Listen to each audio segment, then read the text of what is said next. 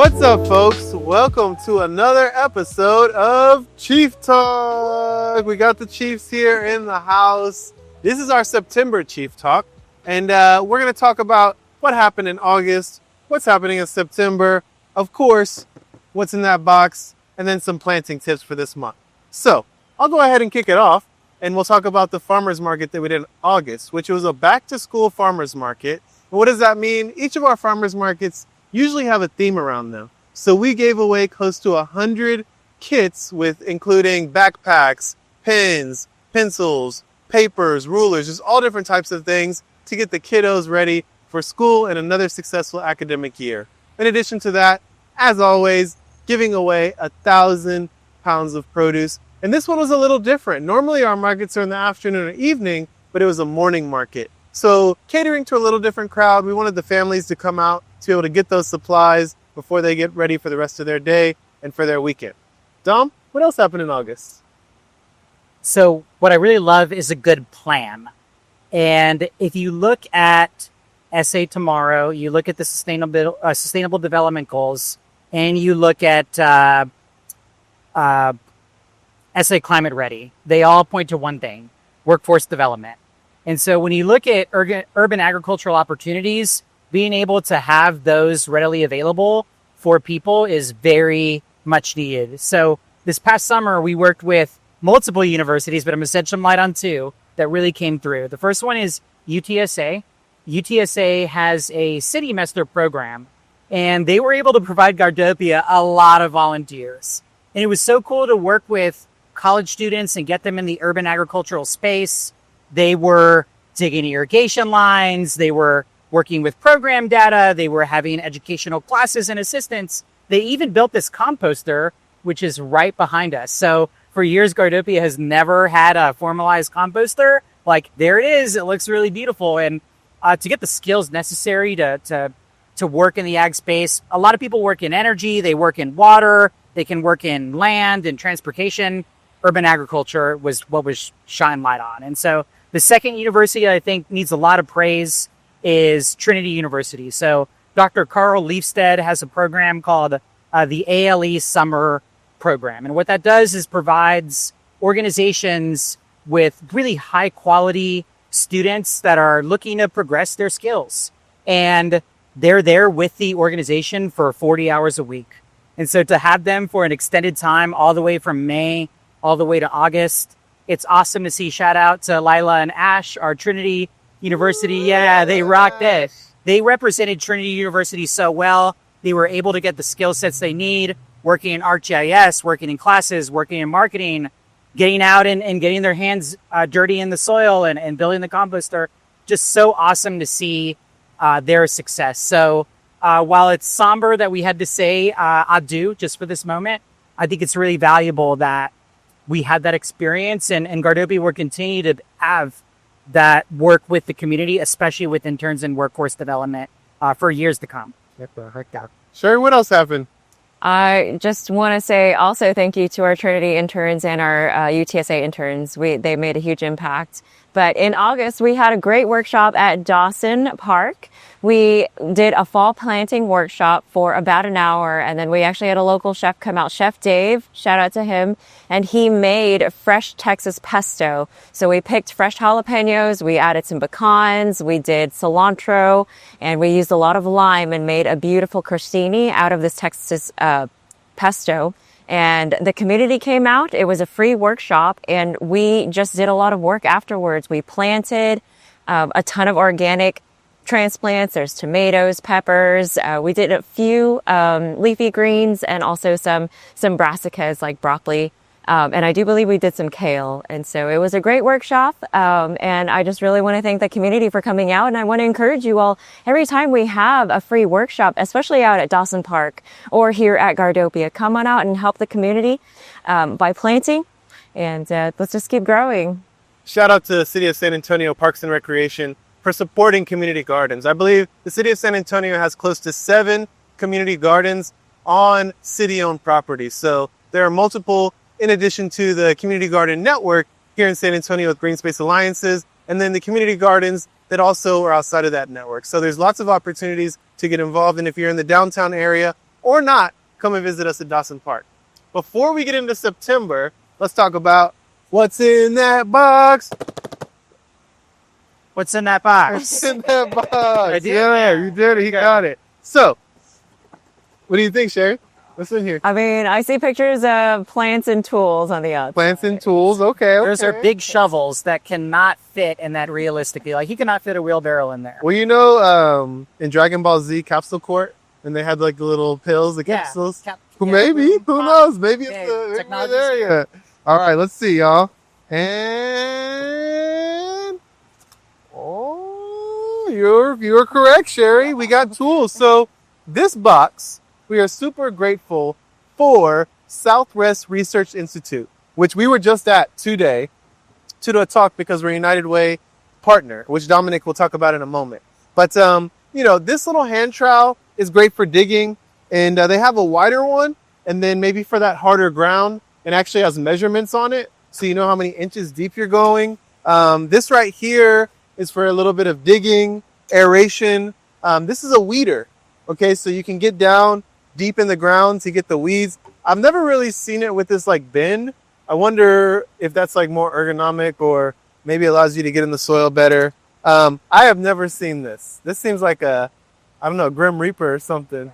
Protects you in the garden. I thought it was a bee tool, you know, like a hive tool for sure. There is a little bit of a serrated edge, so I'm wondering maybe for like cutting or something, or like, I don't know, like a scythe. Is that what those are called? Hand cultivator. This is also good for aeration. Look at this thing. Oh my goodness. Oh, okay. So for those big sunflowers, That's amazing. and those for the okra, and for like the really thick stalks, like when the broccoli gets really thick, and the what's it called? The collards and the cabbage. So, and then it also comes with hand pruners. This is really great. This is probably between the hand pruner and the hand trowel. Like, you can do a lot of work with these two. And then you can put it all in a nice little bag. Nice. Look at that. Yeah. Yeah. So this brand right here is Melon Art. Melon Art, if you're out there, we are always looking for sponsorships. Melon Art, little bag. Pretty much all you need to get your garden tool kit started. All right.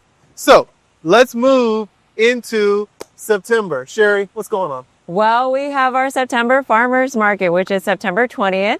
And we are going to also invite Chef Dave back out to do a cooking demo. And what's really exciting about this cooking demo is we have had tilapia growing here for about 7 months. And he's going to fillet them and cook them and teach us how and what to do with fresh fish that we've grown in our aquaponics system. And I'm very excited to see the whole process through. And we have a lot of community members who have been asking about our tilapia. So this is our opportunity to learn. We will also, again, be giving away 1,000 pounds of produce. So please come on out. We have a limited amount of bags. And so please come early. But yeah, I'm just looking forward to our fall farmers market. You know, we've been growing these tilapia for a while. We started our aquaponics program around 2022. And so this will be the first time we're actually getting these tilapia to harvestable size. So shout out to our steward, Vince, who's been cultivating them for many years. Shout out to the YMCA, who donated us our very first aquaponics program. Shout out to the San Antonio Area Foundation and the Donor Advised Fund that helped us build our aquaponics area. So multiple components have come together for us to be able to produce protein, right? Because if we want to move towards a local and regional food system, it's not just enough to grow seasonal fruits and vegetables. We also need to produce protein to build our bodies nice and strong. You also mentioned produce. So River City Produce will be here doing a pop-up produce market. So y'all might know Jamie, the produce lady, but she will be here at Gardopia September 20th from 4 to 7 p.m. What else, Dom? It's an exciting time for Gardopia and our partners with SAISD, in particular, Young Women's Leadership Academy Primary. Gardopia has now become a United Way funded organization. And the program is called Math in the Garden. Keep our fingers crossed, but we'll be at Young Women's Leadership Academy Primary for 5 years. That is really exciting. And so United Way, they have many different area impact groups. We fall under Successful Students. And one of their components is to raise math scores. And so in thinking about innovative ways to raise math scores, Garden-based learning is one of those ways to do it. It's so interdisciplinary, not only learning about the history, learning about the culture, not only learning about the science, but the arithmetic behind all of this. Because we know, look at our aquaponics, look at how much fertility we have to have, how many plants we need to put in, calendar years and forecasting and planning. The girls and the community and the teachers that are at that school are going to be supported in curriculum for an extended amount of time, all the way this year and beyond, and really growing the farm that's there and the girls' garden to utilize this space to learn math. Look, I got to be honest. As a kid, I probably wasn't the most interested in math. I would have loved to have a program like Math in the Garden at my school to just look at interest and getting kids excited, getting them outdoors. Not that I don't appreciate being inside, right? Especially during the deck seat. This is going to be a really innovative way to get that hands-on project-based learning that kiddos very much need to stay engaged. That's what's happening, not only September, but again, for quite a bit of time. 2030. Yeah. I mean, the investment by United Way and successful students in our program is really groundbreaking, and we are excited to continue to build out the efficacy of garden-based learning and how it can not only improve your health, but it can improve your academic performance. So, as you mentioned, Dominic, we're going to be working with United Way and Young Women's for 5 years. And thinking about 5 years, that's out into the future. Something else Guardopia is thinking out into the future is our strategic plan. So some of you may be familiar with strategic planning. It's essentially us forecasting our goals for the next 3, 4, 5 years. And so this plan takes us from 2025 through 2029. And some of it is a carryover, but if you look at our strategic plan from 2020 through 2023, we accomplished close to 90% of what we set out to do. One of the goals that we did not achieve is our stretch goal, which we are working towards ecosystem change. We want everybody in San Antonio and everybody in our region to be growing food. We are not there yet, and we need your help. But many of the goals were achieved, including the purchasing of this property. That was goal number 1. Acquire a headquarters, half acre in the inner city. And we left it vague because we weren't sure if we were going to be able to buy this property. We kept asking the owners over and over, and they kept telling us no. But our persistence and our supporters, City of San Antonio, Kronkowski, Nancy Smith Hurd, helped us acquire this asset. And it's not our asset, it's the community's asset. So as we move into 2026 and beyond, we have a new strategic plan that's going to guide us. And part of that is the adoption of 2 new core values. You might be familiar with our first 3, which are education, health, and the environment, right? We want an educated population. We want a healthy population. And we want an environmentally friendly society. Well, guess what?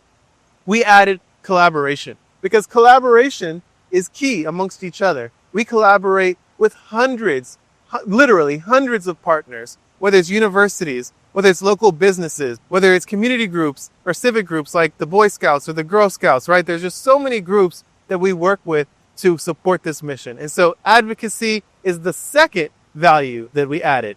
Advocacy is the idea of we are trying to advance urban agriculture policies. We're trying to advance the opportunity for everybody to experience a good environment, which is one of the social determinants of health, right? Your environment really determines your health. And if you look at the Bexar County Health Collaborative, you can see based off your zip code, you can have a 10 to 20 tier less in your life expectancy. So we know that having a good environment around us can improve our mental, physical, and even your spiritual health as we continue to promote that work and grow in this. Growing tips, y'all. That's what we're really here for.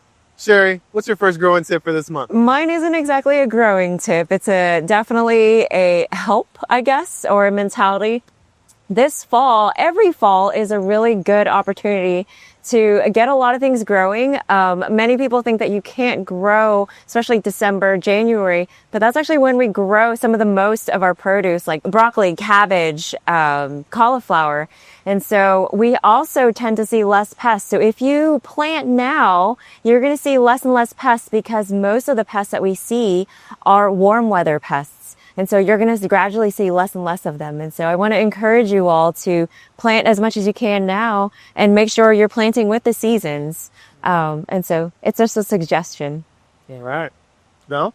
Yeah, I would say we're in a really interesting time in terms of climate at the moment. it's still a little hot outside, right? We see this kind of dip occur. It's like, okay, the high is 89 and then it's back up at 100. It's like, oh my gosh, like weather, make up your mind. So be informed on the planting guide. Go and look at your research planting guides, whether that's through Texas A&M Agri-Life Extension Service and the Bexar County Master Gardeners, whether it's through Gardopia. You can also look at Cultivate San Antonio, which is the magazine extension of Gardopia, to go look at the planting guides that are there. Go talk to, the grandmas that are in the neighborhood and their indigenous knowledge. They know a lot. I would also say if you don't have a planting guide in front of you, go and ask your small local municipal. I think that that's the most important. You want to see what's growing well in Central Texas? Go ask your Shades of Green. Go ask your Rainbow Gardens. Go ask your Fanex Garden Settings. These are people with go ask Gardopia, right? These are people with a lot of knowledge that had been rooted here in San Antonio for years and years, decades on decades, and look at what's on their shelves and share that knowledge out with people. Really, we got to watch the weather and see what happens, but I would say 9 times out of 10, what is on our local nurseries, not that I don't like, these larger stores, right? But what's on our local nurseries is going to be, they're aware of the Central Texas climate, and they're going to try to provide plants that are going to be successful for the region. Mm-hmm. And so I think they both hinted at it. We're in this period where it's still high temperatures, but we are going to see a dramatic drop probably in the next 2 to 3 weeks. And so I like to hedge my bets. I'm still planting my warm weather crops, so tomatoes and peppers and squash. But I remember we had a culinary garden at the San Antonio Country Club, and we had a frost on October 31st. So all of our tomatoes died, right? Because those are 90-day crops sometimes, and we had only had 60 days. So the tomatoes were still green, and they died. But this past year, in 2024-2025 winter, we didn't get a frost until January, so my tomatoes were still producing in December, January. At the same point in time, because temperatures are going to drop, you can also be planting your cold weather crops, or at least getting your seeds started, right? Indoors, right now, your broccoli, your cabbage, your cauliflower, get those seeds started so that as soon as October, November hit, you're dropping them in the ground and you're not starting from scratch because you already got 30 to 45 days in advance before we get into the cooler temperatures, which most of these vegetables can take down into the low 20s, especially Brussels sprouts, collards, and kale. Kale does really well into the teens. Your broccoli, your spinach, your lettuce, they can take into the high to mid 20s. So be planting as many crops as you can, like Sherry said, and you're going to have a beautiful fall growing season.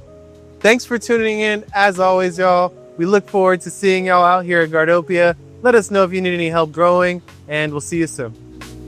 Peace.